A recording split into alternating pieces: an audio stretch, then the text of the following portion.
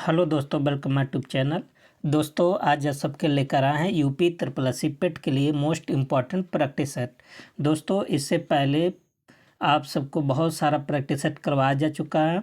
आप सब play list में जाकर आप सब वीडियो को ज़रूर देखें। लगभग 25 से भी ज़्यादा प्रैक्टिस सेट हो चुका है। ठीक है, तो चलते हैं सेशन की तरफ। यदि आप सब नए हैं तो चैनल को सब्सक्राइब कर लीजिए और वीडियो को लाइक और अपने दोस्तों के साथ शेयर जरूर करें। पहला क्वेश्चन क्या है कि विशुद्धिमक नामक पुस्तक किस संप्रदाय से संबंधित है?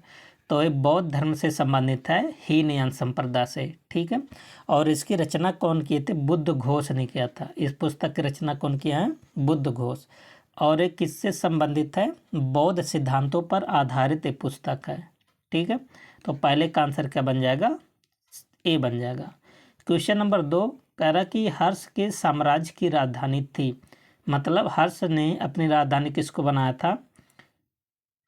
तो देखिए, हर्ष ने कन्नौज को भी अपनी राजधानी बनाया था और थानेश्वर को भी अपनी राजधानी बनाया था। ठीक है, तो यहाँ पर दोनों ऑप्शन था, लेकिन पहले कहाँ था? थानेश्वर, फिर बाद में कहाँ कर लिया? कन्नौज। आपको बता दें कि हर्ष ने अपनी बहन, इनकी बहन का नाम था राजश्री के आग्रह पर कन्नौज की गद्दी पर बैठना स्वीकार किया। कौन? हर्ष ने। ठीक है, और अपनी राजधानी थानेश्वर से कहाँ कर लिया? कन्नौज। थानेश्वर से कहाँ कर लिया था? कन्नौज। तो थानेश्वर कहाँ पर है? हरियाणा में। कन्नौज कहाँ? उत्तर प्रदेश में। ठीक है, और हर्ष ने लगभग कब गद्दी पर बैठा था? 606 ईसा में गद्दी पर बैठा था। ठीक है, थानेश्वर की गद्दी पर बैठा था, ध्यान दीजिएगा। और थानेश्वर कहाँ पर है? आपको बता दिए, हरियाणा में। और इसकी जानकारी कहाँ पर मिलती है? तो आप जानते हैं हर्षवर्धन के दरबार में एक कवि रहते थे, बाणभट्ट, और बाणभट्ट के द्वारा एक रचित रचना है हर्षचरित। इस सब की जानकारी कहाँ मिलती है? किस पुस्तक में? हर्षचरित नामक पुस्तक में मिलती है। ठीक है, और कन्नौज को किस नाम से जाना जाता है? महोदय नगर। ये कई बार क्वेश्चन पूछा गया। महोदय नगर क्यों बोला जाता है? क्योंकि समृद्धि और ऐश्वर्य के कारण कन्नौज को महोदय नगर बोला जाता है। और आप सब उत्तर प्रदेश स्पेशल में पढ़ते हैं कि कन्नौज को इत्र नगरी के नाम से भी जाना जाता है। तो इतनी सारी बातें आप सब याद कर लीजिए। क्वेश्चन नंबर आगे है, क्वेश्चन नंबर 3 कह रहा कि प्रतिहार अभिलेखों में सिक्के का निम्नलिखित में से कौन सा नाम मिलता है? मतलब प्रतिहार अभिलेखों में सिक्के का निम्नलिखित में से कौन सा नाम मिलता है? तो कौन सा नाम मिलता है? द्रम। मतलब प्रतिहारों के समय में या प्रतिहारों के समय जो अभिलेख थे उसमें सिक्कों को क्या बोला गया था? द्रम बोला गया था। तो आंसर क्या बन जाएगा? सी बन जाएगा। ठीक है, जो प्रतिहार द्वारा चलाए गए जो चांदी के सिक्के थे, किसके सिक्के? सिल्वर का। सिल्वर के सिक्कों को क्या बोला जाता था? द्रम। ठीक है, और भोज के द्वारा जो सिक्के चलाए गए थे, सिक्के पर उसके द्वारा धारण की गई उपाधि, जो भोज ने जो सिक्के चलाए थे, जो उनके द्वारा जो उपाधि मिला था, तो किसका है? आदि वराह है। कौन कौन सी उपाधि है? आदि वराह है, और एक था प्रभास। ये पूछा जाता है, ऐसे पूछा जाएगा कि किसके समय के सिक्कों पर उपाधियां आदि वराह और प्रभास अंकित था? तो अब बताएंगे भोज के द्वारा जो सिक्के चलाए गए थे। ठीक है, भोज के द्वारा। और प्रतिहारों ने जो चांदी के सिक्के चलाए गए थे उसको क्या बोला गया था? द्रम। Question number next, question number 4 कह रहा कि अकबर के शासनकाल में सबसे पहले कौन सी घटना हुई? सबसे पहले तो जाहिर सी बात है, सब आप सबको आना चाहिए। अकबर ने तीर्थ यात्रा कर को कब समाप्त किया था? 1563 में। ठीक है, तो यहाँ रहेगा 1563। और हल्दी घाटी का युद्ध कब हुआ था? 1576 में, 1576 में। और अकबर ने इबादत खाना की स्थापना कब किया था? तो आप बताएंगे 1575 में। सबका याद होना चाहिए। और अकबर ने दीन इलाही धर्म कब शुरू किया था? 1582 में। ठीक है, और एक और आपसे पूछा जाता है जजिया कर। जजिया कर अकबर ने कब समाप्त किया था? तो आप बताएंगे 1564 में। जजिया कर क्या था, जो जजिया कर था ना, गैर मुसलमानों से वसूला जाता था, जो कि अकबर ने 1564 में बंद करा दिया था। तो बट जजिया कर इसमें नहीं दिया, ये भी आप सब याद कर लीजिएगा। तो अब देखिए सबसे पहले कौन सी घटना हुआ, तो 1563 में। देखिए बाकी सब बात की बात है। तो सबसे पहले इस ऑप्शन में से अकबर ने तीर्थ यात्रा कर का क्या किया, उन्मूलन किया। ठीक है। और जजिया कर को कब समाप्त किया, 1564 में, जो केवल गैर मुसलमानों से लिया जाता था। अगला क्वेश्चन नंबर 5 करके, ब्रिटिश भारत में रेलवे की उपयोगिता पर किसने कहा कि ब्रिटिश भारत में रेलवे की कोई उपयोगिता नहीं है, यह दूसरे की पत्नी को अलंकृत करने जैसा है। तो ये स्टेटमेंट किसने दिया, तो आप बताएंगे बाल गंगाधर तिलक साहब ने दिया था। ठीक है। तो देखिए बाल गंगाधर तिलक साहब नहीं है, तो ये स्टेटमेंट देने वाले नहीं है, तो ऑप्शन कौन सा बन जाएगा, ई ऑप्शन। ध्यान दीजिएगा कौन दिए थे, बाल गंगाधर तिलक। अगला क्वेश्चन क्या है, क्वेश्चन नंबर 6, किस आंदोलन के चलते रविन्द्रनाथ ठाकुर कहिए चाहे रविन्द्रनाथ टैगोर कहिए, ठीक है, आमार सोनार बांग्ला नामक गीत की रचना किया।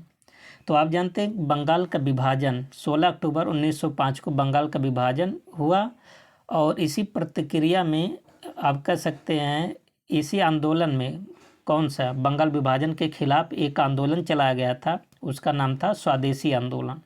ठीक है। और स्वदेशी आंदोलन में क्या होता था, जो विदेशी वस्तुएं थे उसको बहिष्कार किया गया था और स्वदेशी वस्तु को अपनाने पर जोर दिया गया था। ठीक है। और स्वदेशी आंदोलन के दौरान रविन्द्रनाथ टैगोर ने ए अमार सोनार की रचना किया, जो बाद में 1971 में बांग्लादेश का राष्ट्रीय गान भी हुआ। ध्यान देना, रविन्द्रनाथ टैगोर जी ने अपने भारत का भी राष्ट्रीय गान की रचना की है और बांग्लादेश के भी राष्ट्रीय गान की रचना की है। ठीक है।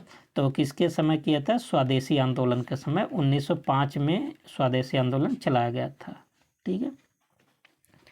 आगे क्या है, नेक्स्ट क्वेश्चन नंबर है 7, कह रहा कि लंदन में संपन्न हुए गोलमेज सम्मेलन में भारतीय ईसाइयों का प्रतिनिधित्व किसने किया। ध्यान देना, ईसाइयों का प्रतिनिधित्व पूछा गया है।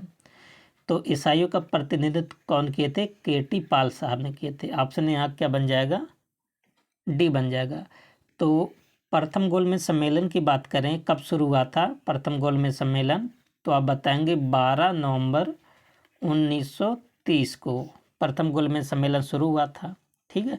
और इसका उद्घाटन कौन किया था, तो जॉर्ज पंचम ने इसका क्या किया, उद्घाटन किया।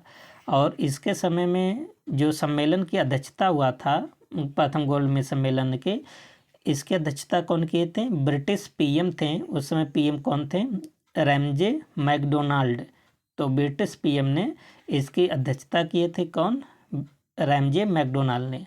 ठीक है। और पहले अधिवेशन में आप सब जानते हैं गोलमेज के पहले सम्मेलन में कांग्रेस भाग नहीं लिया था। ठीक है। और कौन कौन भाग लिए थे ये पूछा जाता है। तो पहले अधिवेशन में ईसाइयों का प्रतिनिधित्व कौन किए थे, केटी पाल साहब ने। अगर आपसे ऐसे पूछा जाए कि दलित वर्ग की तरफ से कौन भाग लिए थे प्रथम गोलमेज सम्मेलन में, तो आप बताएंगे डॉक्टर भीमराव अंबेडकर साहब। और डॉक्टर भीमराव अंबेडकर साहब जो थे ना, तीनों गोलमेज सम्मेलन में भाग लिए थे और जो कि दलित वर्ग का प्रतिनिधित्व कर रहे थे। ठीक है।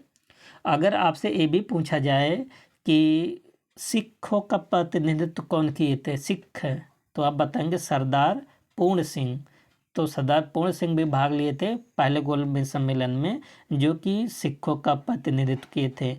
ईसाइयों का प्रतिनिधित्व केटी पाल, सिखों का प्रतिनिधित्व सरदार पूर्ण सिंह और दलितों का प्रतिनिधित्व कौन किए थे, डॉक्टर भीमराव अंबेडकर साहब। ठीक है। तो इतनी सारी बातें आप सब याद कर लीजिए। तो आप जानते हैं 3 गोलमेज सम्मेलन हुआ था। ठीक है। अगला क्वेश्चन क्या है, क्वेश्चन नंबर 8, देखिए, भारत छोड़ आंदोलन के नेताओं को गिरफ्तार करने हेतु ब्रिटिश सरकार द्वारा चलाया गया अभियान क्या था। तो ऑपरेशन जीरो हावर के तहत जितने भी बड़े बड़े लीडर थे सबको क्या कर लिया, अंग्रेजों ने गिरफ्तार कर लिए।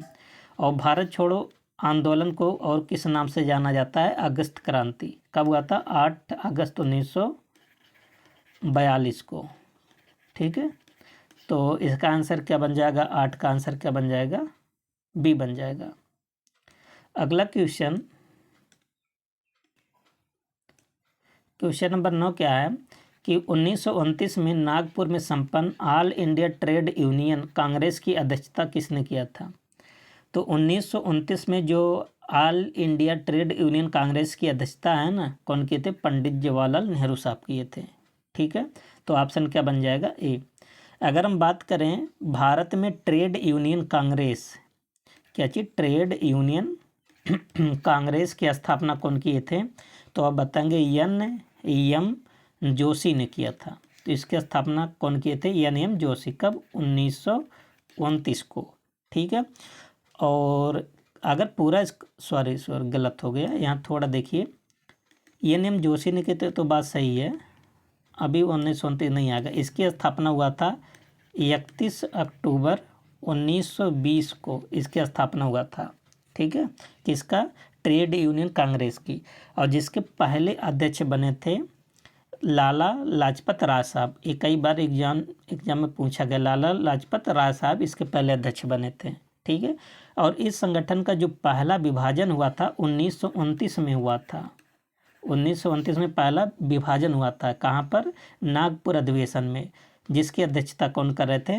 जवाहरलाल नेहरू साहब। ठीक है, और इसी समय एम जोशी, वी गिरी और शिवराम के नेतृत्व में 1929 में ही इंडियन ट्रेड यूनियन फेडरेशन की स्थापना किया गया। ध्यान देना, यही आगे चल के क्या बन गया? Indian trade union federation. कब बना? 1929 में।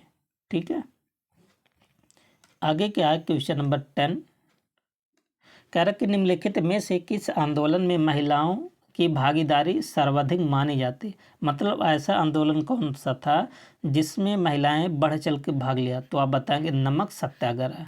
ठीक है, तो नमक सत्याग्रह में जो महिलाएं थी बहुत ज़्यादा मात्रा में भाग ली थी। ऑप्शन क्या बन जाएगा? बी। क्वेश्चन नंबर 11 यूरोप के निम्नलिखित में से कौन सा राजधानी शहर उत्तरी ध्रुव के समीप है? आप ये पृथ्वी को जानते, ऐसे बोलते हैं नॉर्थ पोल, इसे बोलते हैं साउथ पोल। तो कौन सी राजधानी जो उत्तरी ध्रुव के सबसे समीप है? तो आप बताएंगे हेलेंस्की। ऑप्शन क्या बन जाएगा? बी। और हेलेंस्की जो है किसकी राजधानी है? तो आप बताएंगे फिनलैंड की राजधानी है। तो हेलेंस्की किसकी राजधानी? फिनलैंड। मास्को किसकी राजधानी है? तो आप बताएंगे रूस की राजधानी मास्को है। ओस्लो किसकी राजधानी है? नॉर्वे की राजधानी। और स्टॉकहोम किसकी राजधानी है? स्वीडन की राजधानी। ठीक है, तो फिलहाल इसका आंसर क्या बन जाएगा? Option B. क्वेश्चन नंबर 12 क्या है कि निम्नलिखित में से कौन सा कारण भारत के उत्तर पश्चिम भाग में शीत ऋतु में होने वाली वर्षा के लिए उत्तरदायी है? आप सब जानते हैं कि जो उत्तरी भारत में, ये उत्तरी भारत है ना, ठीक है, जैसे उत्तर प्रदेश हो गया, ठीक है, पंजाब हो गया और हरियाणा हो गया, दिल्ली हो गया, इन सब साइड में ठंडी के सीजन में बारिश होता है। तो बारिश किसके कारण होता है? पश्चिमी विक्षोभ के कारण होता है। ठीक है, और पश्चिमी विक्षोभ द्वारा पूर्वी भूमध्य सागर में उत्पन्न होते हैं। तो ये कहाँ से उत्पन्न होता है? भूमध्य सागर में। और इसी के कारण बारिश होता है, जो गेहूं की फसल आप कह सकते हैं रबी की फसलों के लिए बहुत ज़्यादा इम्पोर्टेंट होता है। ये कई बार क्वेश्चन पूछा गया है क्योंकि इसका इम्पोर्टेंस बहुत ज़्यादा है फसलों के दृष्टि से। क्वेश्चन नंबर 13 2011 की जनगणना के अनुसार निम्नलिखित में से किस राज्य में महिला साक्षरता सबसे कम है? ठीक है, तो सबसे कम कहाँ पर है? तो सबसे पहले आप सबका देखिए, क्वेश्चन इतना आसान नहीं है। ठीक है, बहुत डिफ़िकल्ट क्वेश्चन है। तो नागालैंड की साक्षरता महिलाओं में कितना प्रतिशत है? 76% है। ठीक है, लगभग 76.1 कह सकते हैं। और सिक्किम की कितना है? 75.6। 75 कितना है? 6 है। किसका? सिक्किम का। मिजोरम किसका है? कितना है? तो आप मिजोरम का बताएंगे 89.3।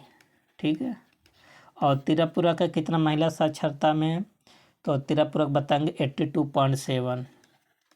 82.7।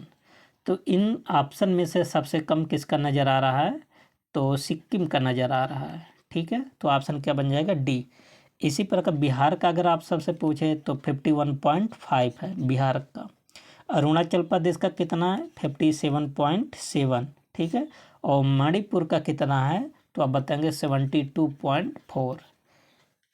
कुछ ये सब जो डाटा है आप सब याद कर लीजिए। ठीक है, और आप सब जानते हैं जो मिजोरम है ये पूर्ण साक्षर राज्य बन गया है। ठीक है, अभी इसका रिपोर्ट आया था हाल ही में। अगला क्वेश्चन नंबर 14 मोस्ट इम्पॉर्टेंट, कहता है पोचम पाद सिंचाई परियोजना स्थित है, तो किस नदी पर स्थित है, तो आप बताएंगे कृष्णा नदी पर। ये बहुत इम्पॉर्टेंट है, इसके बारे में आप सब जान लीजिए कि किस राज्य में है, तो आप बताएंगे तेलंगाना राज्य में। ठीक है, और किस नदी पर, सॉरी ये मिस्टेक हो गया, कृष्णा नदी पर नहीं है, ये किस नदी पर, गोदावरी नदी पर। ठीक है, तो पोचमपाद सिंचाई परियोजना किस नदी पर है, गोदावरी नदी पर। किस राज्य में, तेलंगाना राज्य पर। ठीक है, और आप जानते हैं कि जो गोदावरी नदी है कहाँ से निकलती है, नासिक की त्र्यंबकेश्वर नामक पहाड़ी से निकलती है और बंगाल की खाड़ी में जाकर गिर जाती है। गोदावरी की सहायक नदियों से पेट में क्वेश्चन बनता है, ये पूछा जाता है पेन गंगा, तो पेन गंगा किसकी सहायक नदी है, गोदावरी की। प्राणहिता कौन कौन सा हो गया, पेन गंगा हो गया, प्राणहिता हो गया, इंद्रावती हो गया, मंजीरा हो गया, ये सब किसकी सहायक नदी है, गोदावरी की सहायक नदी है। ठीक है, अगला क्वेश्चन नंबर 15, निम्न में से कौन उष्णकटिबंधीय मरुस्थल नहीं है। बहुत इंपॉर्टेंट क्वेश्चन है। तो इसमें देखिए आटाकामा मरुस्थल है और अरबिया है, तो सबसे पहले इसका लोकेशन आपको पता होना चाहिए। ठीक है, तो आटाकामा मरुस्थल कहाँ पर है, तो आप बताएंगे ये उत्तरी चिली और दक्षिणी पेरू में इसका लोकेशन पड़ता है। ध्यान देना कहाँ पर, उत्तरी चिली और दक्षिणी पेरू में। और अरबिया, तो अरबिया से नाम से आप सबको पता होगा, सऊदी अरब से। ठीक है, ये कहाँ पर है, सऊदी अरब में। गोबी मरुस्थल कहाँ पर है, तो मंगोलिया और चीन में स्थित है। कालाहारी मरुस्थल कहाँ पर है, तो आप बताएंगे नामीबिया और बोत्सवाना में है। ठीक है, इसका विस्तार कहाँ तक है, नामीबिया और बोत्सवाना। तो उष्णकटिबंधीय मरुस्थल कौन सा नहीं है, तो आप बताएंगे गोबी मरुस्थल। ऑप्शन क्या बन जाएगा, सी। और बाकी जो दिख रहा है अटाकामा, अरबिया और कालाहारी, ये सब किस प्रकार के मरुस्थल हैं, उष्णकटिबंधीय मरुस्थल, जबकि गोबी उष्णकटिबंधीय के अंतर्गत नहीं आता है। ठीक है, और गोबी मरुस्थल तब है क्या चीज़, ये है शीतोष्ण कटिबंधीय मरुस्थल है गोबी। ठीक है, जो कि मंगोलिया और चीन में फैला हुआ है। क्वेश्चन नंबर 16, मौलिक कर्तव्यों से संबंधित निम्नलिखित में से कौन सा कथन सही नहीं है, तो सही नहीं है ये बताना। उन्हें परमादेश द्वारा प्रभावित बनाया जा सकता है, ये बात गलत है। ठीक है, यही गलत है, पहला ही आपका ऑप्शन हो जाएगा। बाकी सब देख लीजिए, जो मौलिक कर्तव्य है, फंडामेंटल जो ड्यूटी है ना, इन्हें संवैधानिक प्रक्रिया से ही बढ़ाया जा सकता है, बिल्कुल बात सही है। अस्पष्ट विधियों की व्याख्या के लिए उनका प्रयोग किया जा सकता है, ये भी बात सही है। किसी विशिष्ट कर्तव्य का पालन करना संवैधानिक कानून के क्षेत्र में आता है, जिसे न्यायालय निश्चित करता है, ये भी बात सही है। तो कौन सा सही नहीं था, ऑप्शन ए बन जाएगा। ठीक है, आपको बता दें कि मौलिक कर्तव्य को संविधान द्वारा परिवर्तित नहीं कराया जा सकता। ठीक है, और अच्छा, और कौन है, डीपीएसपी को भी न्यायालय द्वारा इसमें किसी प्रकार का हस्तक्षेप नहीं किया जा सकता। ठीक है, ये सब राज्यों पर निर्भर होते हैं। कह रहा कि संसाधनात्मक शासन व्यवस्था में क्या होता है, तो संसाधनात्मक व्यवस्था में क्या न्यायपालिका का कार्यपालिका पर नियंत्रण होता, नहीं। ठीक है, आप जानते हैं कि आर्टिकल क्या कहता है, आर्टिकल 50 में बताया गया है कि न्यायपालिका कार्यपालिका का पृथक्करण के बारे में बताया गया है। ठीक है, और कार्यपालिका का न्यायपालिका पर नियंत्रण ये भी नहीं होता है। अगर बताओ, अगर कार्यपालिका न्यायपालिका नियंत्रण हो जाएगा तो बताइए कोई न्याय, क्या उचित न्याय किसी को मिलेगा, नहीं मिलेगा। कार्यपालिका का विधायिका पर नियंत्रण, ये भी नहीं होता है। तो विधायिका का कार्यपालिका पर नियंत्रण यही होता है, बहुत इम्पोर्टेंट है। देखिए जो विधायिका होती है ना, वो किस पर नियंत्रण करती है? कार्यपालिका पर। तो यहाँ कौन सा सही हो जाएगा? D option. Next question number 18 कह रहा कि भारतीय संघवाद को संविधान में वर्णित किया गया है। तो जो भारतीय संघवाद है ना, इसका मतलब क्या है? देखिए इसको कहाँ पर वर्णन किया गया है? तो राज्यों की एक यूनियन, राज्यों का एक संघ, आर्टिकल 1 में ही तो बोला गया है भारत क्या होगा? राज्यों का संघ होगा। ऑप्शन क्या बन जाएगा? बी बन जाएगा। नेक्स्ट क्वेश्चन नंबर 19 निम्नलिखित में से कौन सी अनुसूची पंचायती राज से संबंधित है? तो सबसे पहले पंचायती राज के बारे में आपको बता देते हैं। तो पंचायती राज किस संविधान संशोधन द्वारा इसको संवैधानिक मान्यता मिला है? 73वां संविधान संशोधन आया था 1992 में, ठीक है। और लागू कब किया गया? 24 अप्रैल 1993 को लागू हुआ। इसीलिए 24 अप्रैल को क्या मनाया जाता है? पंचायती राज दिवस मनाया जाता है, ठीक है। और पंचायतों के लिए एक अलग सूची जोड़ी गई थी। कौन सी सूची? अनुसूची। तो 11वीं अनुसूची जोड़ी गई थी, ठीक है। और 11वीं अनुसूची में पंचायतों को कुल कितने विषय दिए गए हैं? 29 विषय। ये सब आप सब याद कर लीजिए, क्वेश्चन तो यहाँ से बनता है पेपर में। और आप सबको एक बता दें, इसी के दौरान एक 74वां संविधान संशोधन लाया गया था। ये भी 1992 में आया था और लागू कब हुआ था? 1 जून 1993 में। तो 74वां संविधान संशोधन किससे संबंधित है? नगरीय निकाय से संबंधित है, जैसे नगर पालिका ये सब हो गया ना। और इसके लिए कौन सी अनुसूची जोड़ी गई थी? 12वीं अनुसूची। और इसमें कुल कितना विषय दिया गया है? 18 विषय दिया गया है, ठीक है। तो 73वां संविधान संशोधन पंचायत से और 74वां संविधान संशोधन नगर पालिका से संबंधित है। क्वेश्चन नंबर 20 कह रहा कि यदि पंचायत भंग होती है तो किस अवधि के अंदर निर्वाचन होंगे? तो चाहे पंचायत हो, है ना, चाहे लोकसभा के इलेक्शन हो, विधानसभा के इलेक्शन हो, 6 महीने के अंदर इलेक्शन करवाना अनिवार्य होता है, ठीक है। तो यहाँ पर देखिए 6 महीना नहीं दिया है कहीं, तो आपका ऑप्शन बन जाएगा कौन सा? ऑप्शन ई बन जाएगा, ठीक है। तो प्रत्येक पंचायत अपने पहली बैठक, जैसे मान लेते हैं पहली बैठक जिस तारीख को होगा, जिस दिन होगा, तारीख लिया जाता है, उसके मतलब उसी के दौरान से 5 साल तक बना रहेगा पंचायत। तो पंचायत का कार्यकाल कितना साल का होता है? 5 साल के लिए, ठीक है। और मान लेते हैं इसी के दौरान अगर पंचायत भंग हो जाता है, मान लेते हैं 5 साल के पहले, मान लेते हैं 3 साल पे भंग हो जाता है, ठीक है, तो 6 महीने के अंदर नया इलेक्शन करवाया जाएगा। और पंचायत का चुनाव लड़ने के लिए मिनिमम एज कितनी होती है? 21 साल। मतलब अगर आपको प्रधान बनना है अपने गांव में, तो आपकी उम्र कम से कम कितनी होनी चाहिए? 21 साल होनी चाहिए। क्वेश्चन नंबर कौन सा है? क्वेश्चन नंबर 21 सेल्सियस तथा फ़ारेनहाइट थर्मामीटर एक समान पाठ्यांक दर्शाएंगे। इसके कहने का मतलब क्या है कि कौन सा ऐसा टेम्परेचर है जिस पर फ़ारेनहाइट और सेल्सियस पैमाना दोनों सेम रीडिंग देते हैं? तो आप बताएंगे -40 डिग्री पर। तो -40 डिग्री पर फ़ारेनहाइट और सेल्सियस दोनों क्या होते हैं? समान होते हैं, ठीक है।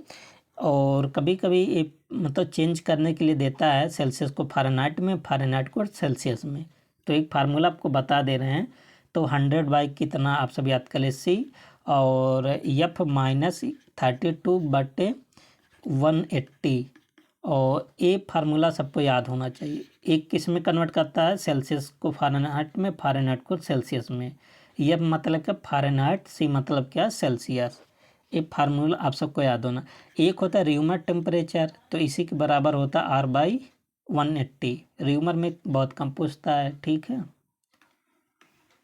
क्वेश्चन नंबर 22 कह रहा कि सूर्योदय या सूर्यास्त के तुरंत पहले सूर्य अंडाकार प्रतीत होता है। तो सूर्य अंडाकार क्यों प्रतीत होता है? प्रकाश के अपवर्तन के प्रभाव के कारण। मोस्ट इम्पॉर्टेंट है, ठीक है। अच्छा, जब सूर्य अस्त होता है या सूर्योदय होता है, तो आप सब जानते हैं कि सूर्य एकदम गहरा लाल दिखाई देता है, ठीक है, और प्रकाश के प्रकिरण के कारण होता है। जबकि सूर्योदय या सूर्यास्त के तुरंत पहले जो सूर्य अंडाकार दिखाई देता है प्रकाश के अपवर्तन के कारण। अपवर्तन क्या होता है? जैसे जब प्रकाश एक सीधी रेखा में चलता है, अपने रास्ते से भटक जाता है, तो उसी को क्या बोलते हैं? प्रकाश का अपवर्तन। ठीक है,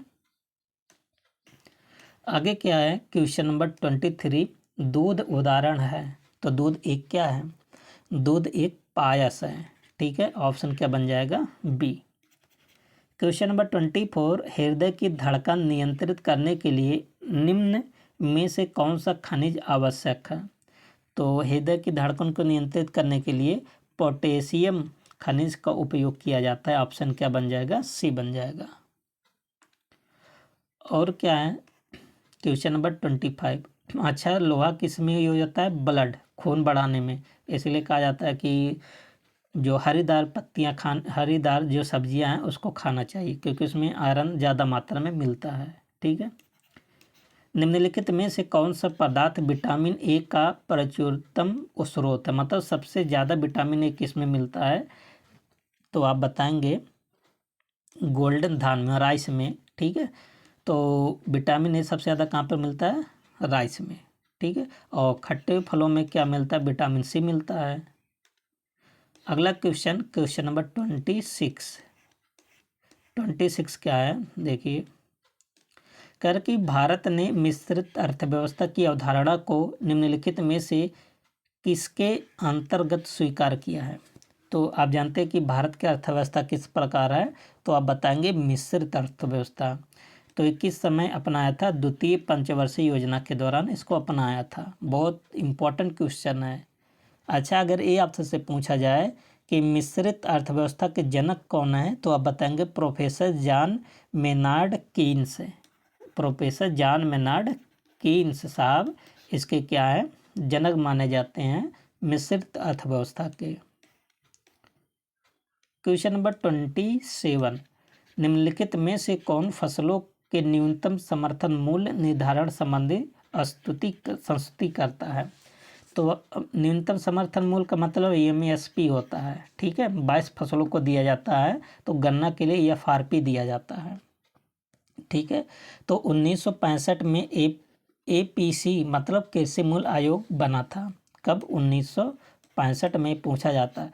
बाद में इसका नाम बदल दिया गया, 1985 में इसका नाम चेंज कर दिया गया, सीएसीपी कर दिया गया। ठीक है, तो न्यूनतम मूल्य के संस्तुति कौन करता है? तो आप बताएंगे कृषि लागत एवं कीमत आयोग करता है। ठीक है, जैसे कोई फसल हो गया, उसका एमएसपी बढ़ाना हो, घटाना हो, है ना, तो यही करता है।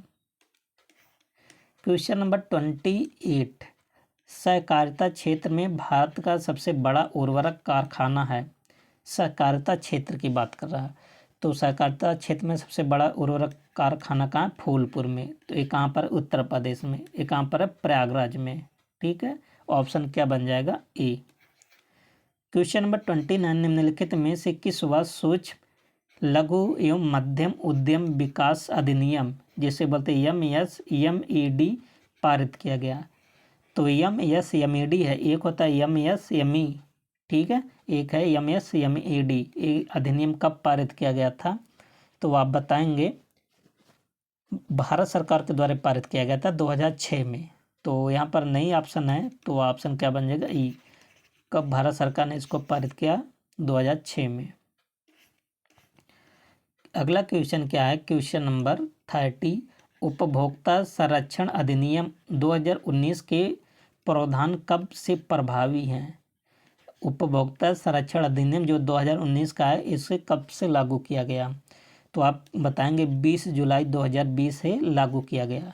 ठीक है, और इस अधिनियम ने पुराना अधिनियम था, जो इसके पहले पुराना अधिनियम था 1986 था, इसका स्थान लिया है।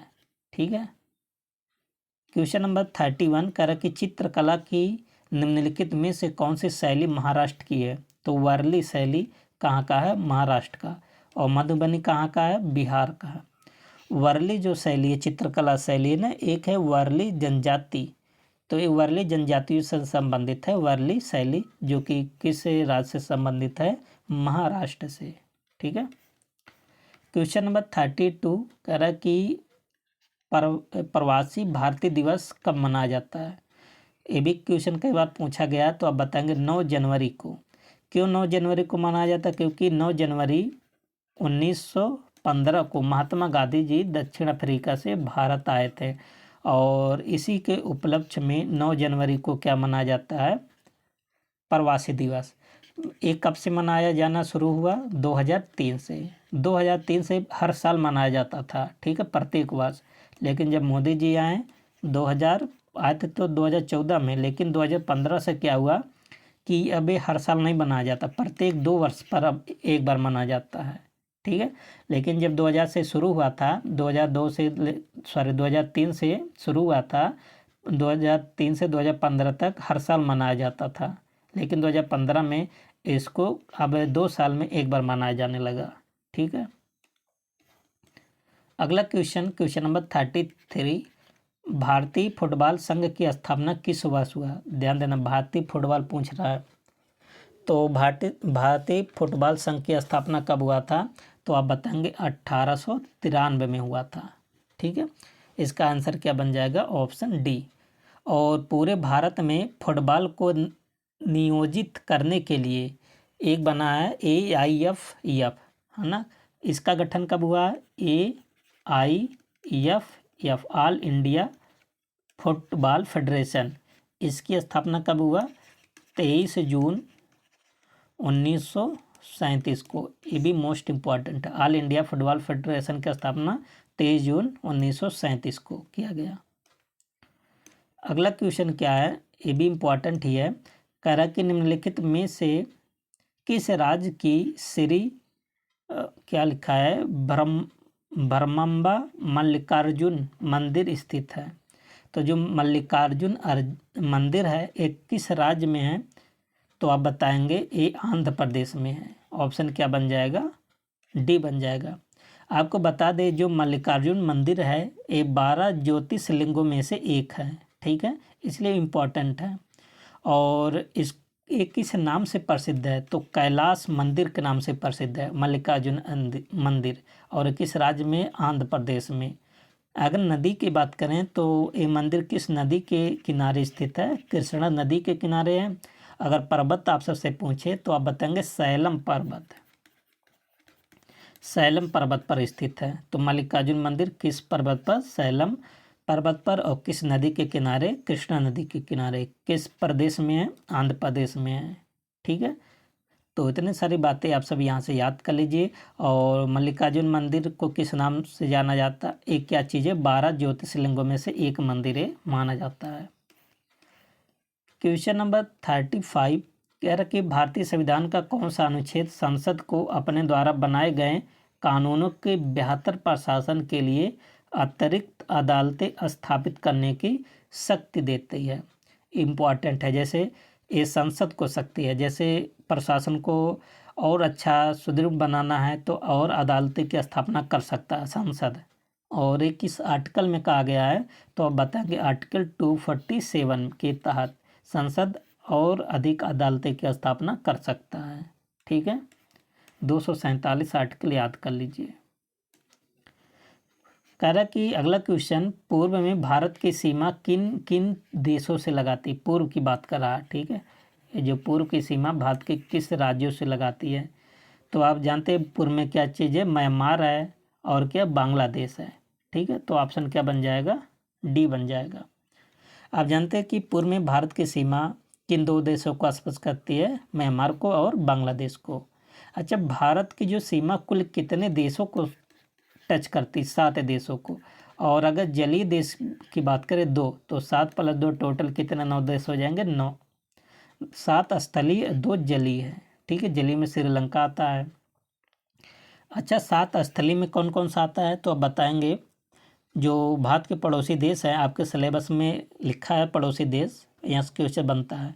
जैसे पाकिस्तान हो गया, अफगानिस्तान हो गया, चीन हो गया, ठीक है, और नेपाल हो गया, भूटान हो गया, म्यांमार हो गया, बांग्लादेश हो गया, ये सब स्थलीय सीमा सब हैं, ठीक है। अगला क्वेश्चन क्या है? अर्जेंटीना की राजधानी क्या है? तो ब्यूनस आयर्स। किसकी राजधानी? अर्जेंटीना की, ठीक है। और आपको एक और बता दें, लिस्बन, ये पूछा जाता है। तो लिस्बन किसकी राजधानी? पुर्तगाल की राजधानी है, ठीक है। और वियना किसकी राजधानी? ऑस्ट्रिया की, ऑस्ट्रेलिया नहीं, ऑस्ट्रिया की। और कोपेनहेगन किसकी राजधानी? आप सब कमेंट बॉक्स में बताइए, अभी ऊपर बताए थे। ठीक है, अगला क्वेश्चन क्या है? अच्छा, कनाडा किसकी राजधानी है? सॉरी, ओटावा किसकी राजधानी है? अच्छा ठीक है, इसको तो हम बता दिए ना, कनाडा। बाकी आप सब कोपेनहेगन को जरूर बताइएगा, मोस्ट इम्पॉर्टेंट है। राज्यसभा द्वारा एक धन विधेयक को दिनों के भीतर या तो सिफारिशों के साथ या सिफारिशों के बिना लोकसभा में वापस भेजना अनिवार्य होता है। ठीक है, तो कितने दिन के अंदर भेजना अनिवार्य होता है? 14 दिन के अंदर। आप जानते हैं कि जो धन विधेयक होते हैं वो अक्सर किस सभा में पेश होते हैं? लोकसभा में। अगर राज्यसभा में जाते हैं तो राज्यसभा का दायित्व है कि 14 दिन के अंदर या तो एक्सेप्ट करे या तो रिटर्न कर दें। कितने दिन के अंदर? 14 दिन के अंदर। और अच्छा, एक स्टेटमेंट कई बार पूछा गया है कि अगर कोई विधेयक धन विधेयक है अथवा नहीं है, इसका डिसीजन कौन करता है? तो आप बताएंगे लोकसभा स्पीकर करते हैं, या कह सकते हैं लोकसभा का अध्यक्ष। ठीक है। और धन विधेयक की बात किस आर्टिकल में कहा गया? 110, संविधान के धारा 110 में धन विधेयक का जिक्र किया गया है। क्वेश्चन नंबर 39 कह रहा कि निम्नलिखित गैसों में से कौन सी गैस ग्रीन हाउस नहीं है? तो नहीं पूछा गया है, तो 39 का आंसर क्या बन जाएगा? ऑक्सीजन। ऑक्सीजन जो होता है ना, ग्रीन हाउस गैस नहीं होता। अच्छा, ग्रीन हाउस गैस क्या होता है? जैसे ये सब गैसें क्या कहते हैं, जो हमारा वायुमंडल है ना, इसका टेम्परेचर बढ़ाने में इनका ज़्यादा भूमिका रहती है। ठीक है, जिससे के माध्यम से ग्लोबल वार्मिंग की घटना देखा जाता है। तो ग्रीन हाउस गैसें कार्बन डाइऑक्साइड है, NO2 है, मेथेन है ना, ये सब कौन सी गैस है? ओजोन भी आता है, ये भी आप सबसे पूछ लिया, ओजोन भी है। ठीक है, ये सब ग्रीन हाउस गैसें हैं। और मेथेन को मार्स गैस भी कहा जाता है, ये दलदली जगह में पाया जाता है। ठीक है, जैसे धान का खेत हो गया। ये भी आप सबसे पूछा जाता है, जुगाली करने वाले पशु में कौन सा गैस पाया जाता है? तो आप बताएंगे मेथेन गैस ही। नेक्स्ट क्वेश्चन चिपको आंदोलन से है। कह रहा है कि चिपको आंदोलन संबंधित है। तो चिपको आंदोलन एक कब हुआ था? तो आप बताएंगे 1973 में हुआ था। कहाँ पर? उत्तराखंड में। उत्तराखंड का एक जिला पड़ता चमोली जिला। चमोली जिला में ये आंदोलन हुआ था। ठीक है, इसमें क्या होता था? ये वृक्षों की कटाई से संबंधित है। ठीक है, तो ये आंदोलन वहाँ पर वृक्षों की बहुत ज़्यादा मात्रा में कटाई हो रहा था, इसी के विरोध में वहाँ के लोगों ने चिपको आंदोलन शुरू किया था। ठीक है, और जिसके मेन प्रवर्तक माने जाते हैं सुंदरलाल बहुड़ा साहब माने जाते हैं। तो किससे संबंधित है? तो पौधों के मतलब बचाव से है। तो यहाँ देखिए पादप प्रजनन से नहीं रहेगा, बाकी यहाँ कोई नहीं, तो इसका ऑप्शन क्या बन जाएगा? ई। तो दोस्तों आशा करते हैं आप सबका रिवीजन बहुत अच्छे तरीके से हो रहा होगा। ठीक है, और 41 देखिए मैथ का है, तो यहाँ पर देखिए अंडर रूट लगा है, दोनों तरफ आप वर्ग कर दीजिए। जब वर्ग करेंगे तो 2116 इंटू एम मिलेगा 48/x, वर्ग करेंगे तो आएगा 92 इंटू 92। ठीक है, इसको इधर डिवाइड कर लीजिए। ठीक है, जब इसको इधर डिवाइड कर लेंगे तो इसको आप काटेंगे तो कितनी बार जाएगा? जब आप इसको काटेंगे तो कितनी बार जाएगा? 4 टाइम्स इंटू 4 टाइम्स। अब बचा कितना? √48/x, इधर बचा 4 चौके 16। ठीक है, सॉरी, यहाँ कितनी बार जाएगा? 2 इंटू 2 मतलब 4 टाइम्स। फिर वर्ग कर देंगे, अंडर रूट हट जाएगा। ठीक है, या तो 2 का वर्ग 4 हो जाएगा, फिर 2 का वर्ग 4, 4 चौके 16, 16 तिया 48। यक्स का गुणा इधर करेंगे तो यक्स बराबर कितना आ जाएगा? 3। तो 3 ऑप्शन डी ऑप्शन में दिख रहा है। ठीक है, आप सब अपने कॉपी पर लगाइएगा, आ जाएगा तुरंत। और इसको सॉल्व करना, आप सब सॉल्व कर लीजिएगा। ठीक है, कौन सा रूल लगाएंगे? बोर्ड मास का रूल लगाएंगे। ठीक है, इसके माध्यम से आप सॉल्व कर लेंगे। इसका आंसर हम बता दे रहे हैं कितना आएगा? 42 का आएगा -40। सॉरी, हाँ -40 सही है। और कह रहा कि इसका औसत निकालिए। तो देखिए यहाँ फ्रैक्शन का औसत दिया है, तो क्या होता है? सम ऑफ नंबर बटे टोटल नंबर, सबको जोड़ करके कितना? 1 2 3 4 4 ही ना, 1 2 3 4, 4 से सबको जोड़ के 4 से डिवाइड कर दीजिएगा, जो आएगा वही आंसर है। तो पहला ही ऑप्शन आपको मिल जाएगा। ठीक है, अगला क्वेश्चन नंबर 44 क्या है, देखिए कह रहा कि एक पेन को 144 रुपये में बेचने पर अनुराग को क्रय मूल्य के बराबर क्रय मूल्य पर 1/7 की हानि होती है। यदि पेन को 189 रुपये में बेचा जाता है तो प्रतिशत लाभ ज्ञात कीजिए।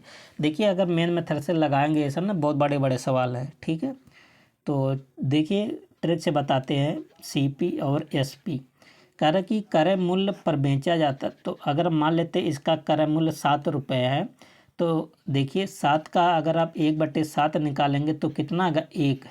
ठीक है, तो यहाँ पर हानि हो रहा है। अगर हम 7 रुपये में खरीदेंगे, कब हानि होगा, जब आप 1 कम बेचेंगे। तो हम बेचेंगे कितना, 6 रुपये में, तभी तो 1 की हानि हुआ। देखिए 7 में खरीदे, 1 में बेचे, कितने की हानि हुआ, 1 रुपये की हानि। ठीक है, अब कह रहा है कि हम बेचे 6 में नहीं बेचे, बल्कि कितने में बेचे, 144 रुपये में बेचे हैं। तो 6 144 का कितना गुना है, तो बताएंगे 24 गुना है। ये 24 कैसे है, 144 में 6 से भाग करेंगे।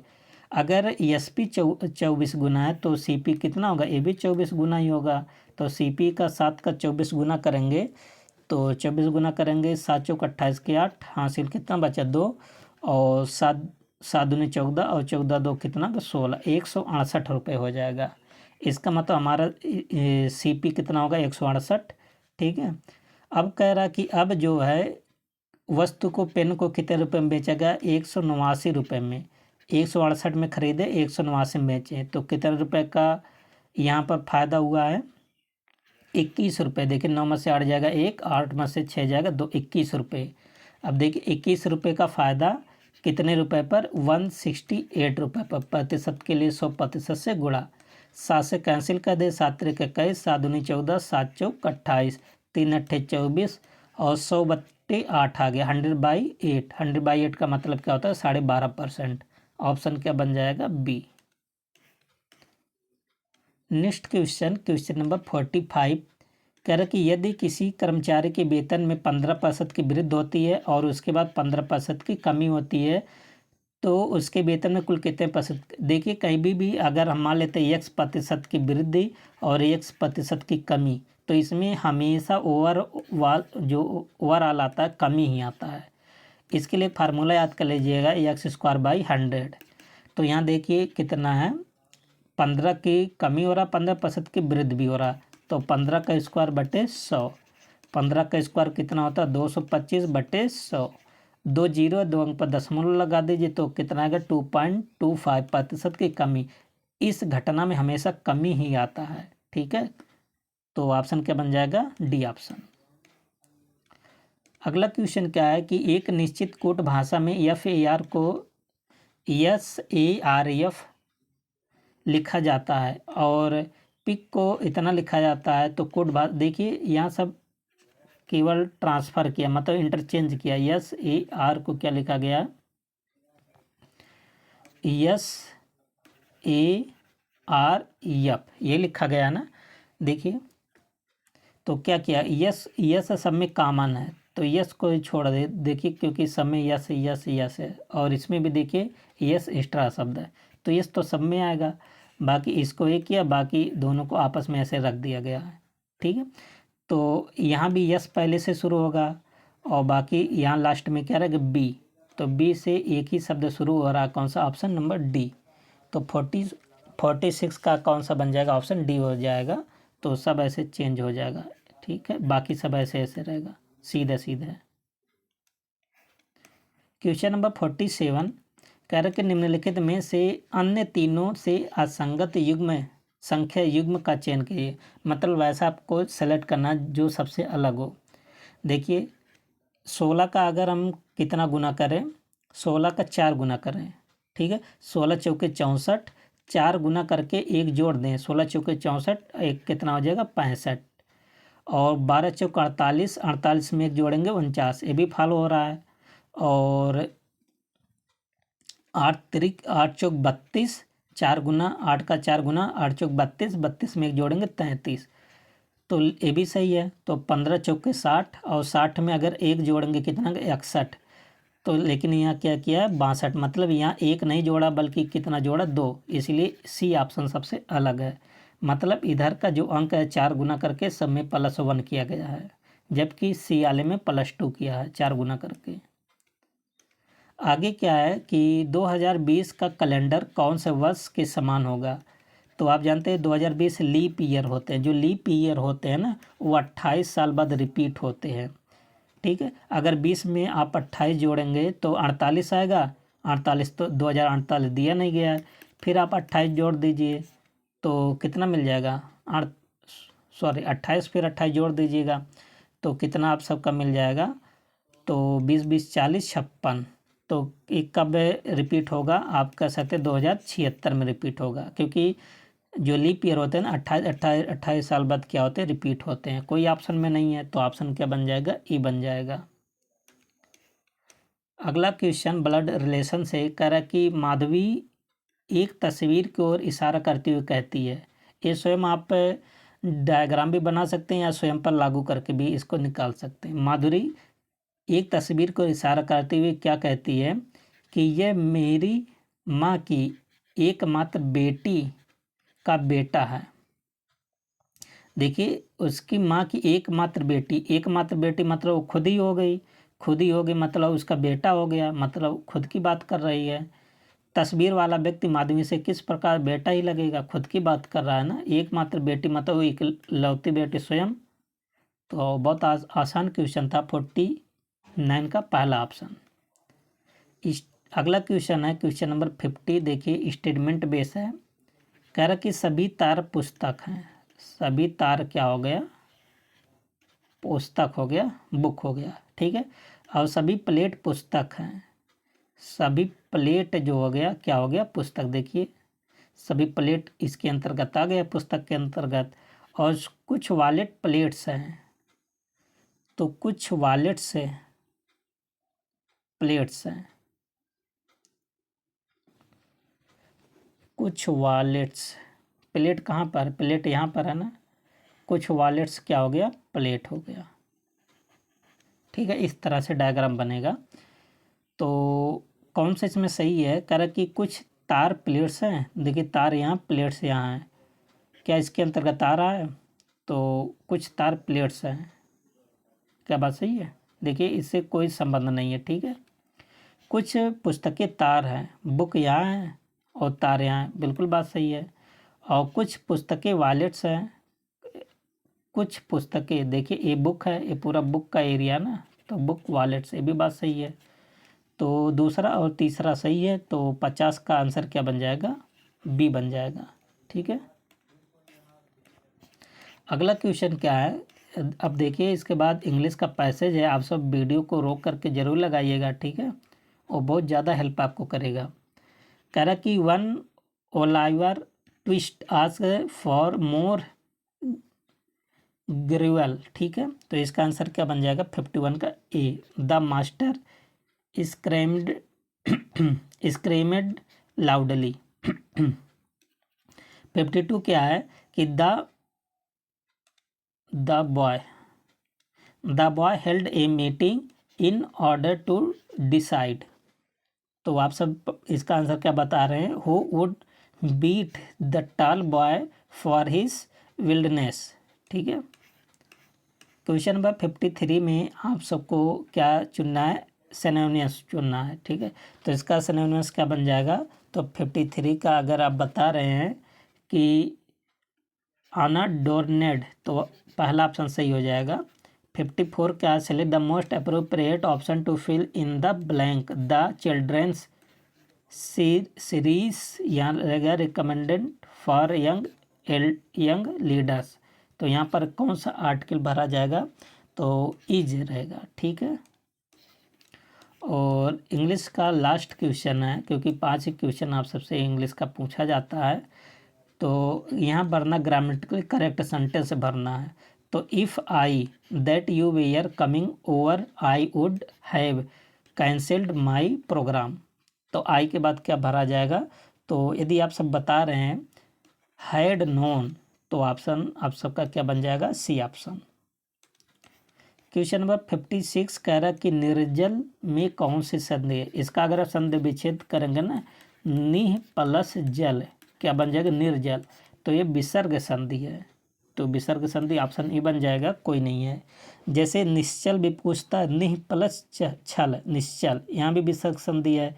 दुष्चरित में भी कौन सा संधि है, विसर्ग संधि, दुह प्लस चरित दुष्चरित, ये सब पूछा जाता है कई बार। अगला क्वेश्चन, निम्नलिखित में से एक शब्द युग में सरस्वती का पर्यायवाची नहीं है, तो सरस्वती जी का पर्यायवाची कौन सा नहीं है, तो आप बताएंगे पहला ऑप्शन हेम और हिरण्य। ठीक है, आप जानते हैं हेम, हेम किसका पर्यायवाची है, सोना का। ठीक है, हेम का और का पर्यायवाची होता है सोना होता है, कनक होता है, कुंदन होता है, कंचन होता है, ये सब सोने का पर्यायवाची है। बाकी गिरा और वीणा पाणी, शारदा, वागीश, भारती वाणी, ये सब सरस्वती का पर्यायवाची है। नेक्स्ट क्वेश्चन, क्वेश्चन नंबर है 58, निम्नलिखित में से कौन सा युग्म गलत है, असंगत है, तो अन्न, जल, पीना, खाना, नून, तेल, अचार और विचार, तो इसमें अलग सबसे कौन सा है, तो 58 का आंसर क्या बन जाएगा,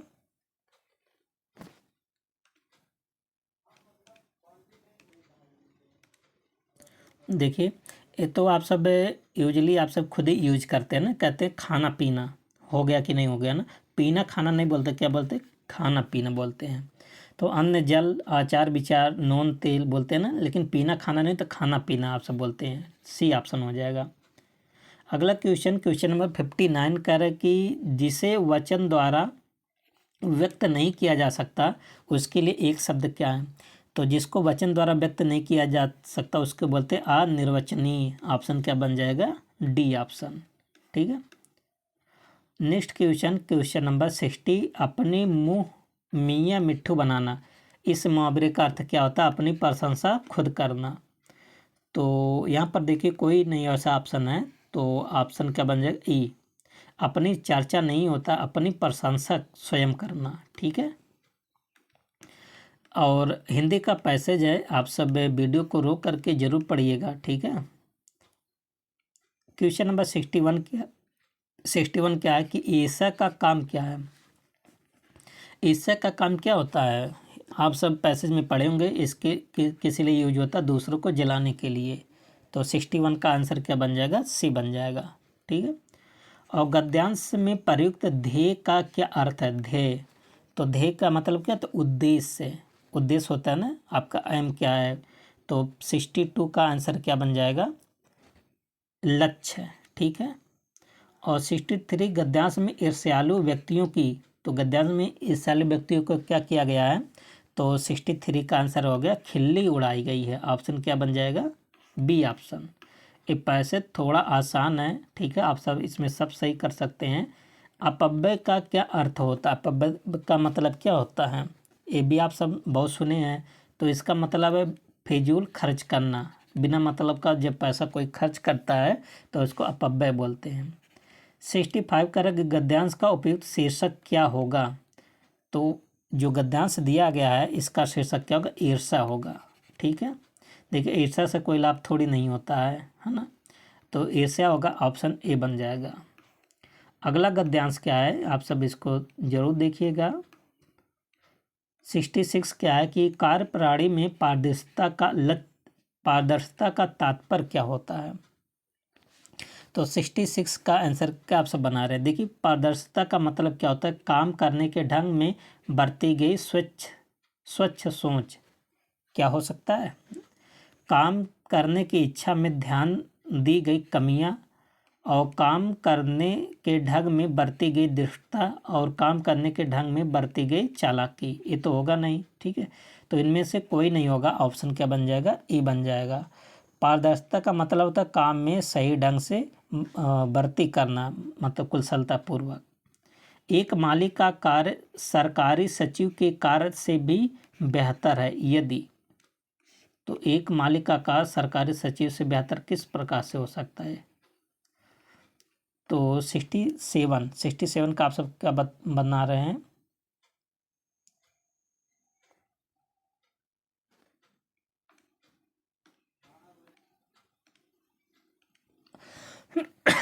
तो इसका आंसर क्या बन जाएगा, माली अपने काम को कुशलता से करे तो इसका काम सचिव से भी अच्छा होगा। उपयुक्त शीर्षक छांटिए, मतलब इस तरह कि इसका शीर्षक क्या हो सकता है। तो इसका शीर्षक क्या हो सकता है, तो 68 का आप सबके आंसर बता रहे हैं। तो कर्मनिष्ठा की महिमा, है ना, मतलब जो काम अच्छे से किया जाए, क्रम से किया जाए। 69 कह रहा कि सरल वाक्य बनाइए। दैनिक जीवन में हम अनेक लोगों से मिलते हैं जो विभिन्न प्रकार का काम करते हैं, इसका सरल वाक्य क्या होगा। देखिए ग्रामर से जोड़ के इसको पूछ लिया गया है ना। तो इसका होगा, दैनिक जीवन में हम ऐसे लोगों से मिलते हैं और, सॉरी ये तो और आ गया ना, तो और आ गया तो और क्या होगा, ये तो संयुक्त हो जाएगा, ये नहीं सही होगा। तो यहाँ पर देखिए और यहाँ भी आ गया, ये भी नहीं होगा। तो इसका आंसर कौन सा बन जाएगा, 69 का सी। दैनिक जीवन में हम विभिन्न प्रकार के काम करने वाले लोगों से मिलते हैं, इसका आंसर बन जाएगा सी ऑप्शन। और अगला क्वेश्चन क्या है, क्वेश्चन नंबर 70, बेहतर शब्द के लिए पर्यायवाची शब्द क्या होगा। तो बेहतर मतलब क्या होता है, सबसे अच्छा। तो इसके लिए पर्यायवाची शब्द क्या होगा, ज़्यादा अच्छा, ऑप्शन बी बन जाएगा। दोस्तों अब इसके बाद देखते हैं करंट अफेयर के 10 क्वेश्चन। तो करंट अफेयर 91 से स्टार्ट होता है, ठीक है। हाल ही में किस देश ने जलवायु परिवर्तन के प्रभावों से निपटने के लिए लॉस एंड डैमेज फंड से अपनी निकासी की घोषणा किया। तो ये कौन कर सकता है जो अभी बहुत ज़्यादा सुर्खियों में है, तो कौन है, अमेरिका। देख लेते हैं दिया कि नहीं ऑप्शन में। तो 91 का आंसर क्या बन जाएगा, तो यदि आप 91 का ऑप्शन बता रहे हैं सी, तो आपका सही है। तो भारत का 98वां बाघ रिजर्व किस राष्ट्रीय उद्यान को घोषित किया गया। तो माधव राष्ट्रीय उद्यान बहुत इम्पोर्टेंट है। और कौन सा बाघ रिजर्व बनाया गया, 58वां। और माधव जो राष्ट्रीय उद्यान है, नेशनल पार्क है, कहाँ पर, मध्य प्रदेश में है, ठीक है। तो 92 का आंसर क्या बन जाएगा, ऑप्शन ए। और ये कब बनाया गया, 9 मार्च 2025 को बनाया गया। क्वेश्चन नंबर 93, वैश्विक खुशहाली रिपोर्ट 2025 में भारत का कौन सा स्थान है। तो खुशहाली के दृढ़ से हम सब किस पोजीशन पर हैं, 118वें। और सबसे नंबर 1 शीर्ष पर कौन है, फिनलैंड है, ठीक है, जो कि 8 वर्षों तक अभी तक पहले रैंक बनाए रखा हुआ है फिनलैंड। अच्छा 2024 में हम सबकी क्या रैंक थी, तो 126वें स्थान पर थे, सॉरी 126वें। अगला क्वेश्चन, जनवरी 2025 में किस शहर ने दुनिया का पहला ऊर्जा साक्षर शहर बनने हेतु 100 दिन का जलवायु मिशन लॉन्च किया, शहर पूछा है। तो कौन सा हो जाएगा, मध्य प्रदेश का इंदौर शहर, ठीक है। और ऐसा करने वाला जो इंदौर शहर है ना, दुनिया का पहला शहर बन गया है, ठीक है, भारत का नहीं दुनिया का, ठीक है। 95 का जनवरी 2025 में चाचारा मिशन 425 किस देश से संबंधित है। तो मिशन 425 का संबंध है, आप सब बताएंगे, दक्षिण कोरिया से संबंधित है, ठीक है। रॉकेट लॉन्च से ये संबंधित है, ठीक है, विज्ञान से संबंधित है। जनवरी 2025 में किस देश ने 90 दिन के लिए पर्यावरणीय आपातकाल की घोषणा की, बहुत मोस्ट इम्पॉर्टेंट है। तो कौन सा देश 90 दिन के लिए पर्यावरण आपातकाल की घोषणा किया है, तो आप बताएंगे पेरू देश, ऑप्शन क्या बन जाएगा, सी 96 का। कह रहे कि जनवरी 2025 में किस देश ने अपने स्वतंत्रता दिवस पर 6000 कैदियों को रिहा किया। तो 4 जनवरी को जो म्यांमार है अपना क्या मनाता है, स्वतंत्रता दिवस मनाता, और इसी के अवसर पर 6000 कैदियों को इन्होंने क्या किया, रिहा कर दिया, ठीक है। नेक्स्ट क्वेश्चन, क्वेश्चन नंबर 98, जनवरी 2025 में चर्चा रहा CR 450 है। तो CR 450 क्या चीज़ है, तो 98 का ऑप्शन क्या बन जाएगा, हाई स्पीड ट्रेन। तो 450 क्या चीज़ है, हाई स्पीड ट्रेन का नाम। किस वर्ष को संयुक्त राष्ट्र संघ ने अंतर्राष्ट्रीय सहकारिता वर्ष घोषित किया, मोस्ट इम्पॉर्टेंट है। तो अंतर्राष्ट्रीय सहकारिता वर्ष संयुक्त राष्ट्र संघ ने किसको घोषित किया है, 2025 को घोषित किया, जो चल रहा है। अगला क्वेश्चन, खो खो विश्व कप 2025 का विजेता कौन सा देश है? तो आप जानते हैं, चाहे पुरुष वर्ग हो चाहे महिला वर्ग हो, दोनों वर्ग कौन जीता? भारत ने जीता। ऑप्शन क्या बन जाएगा? बी।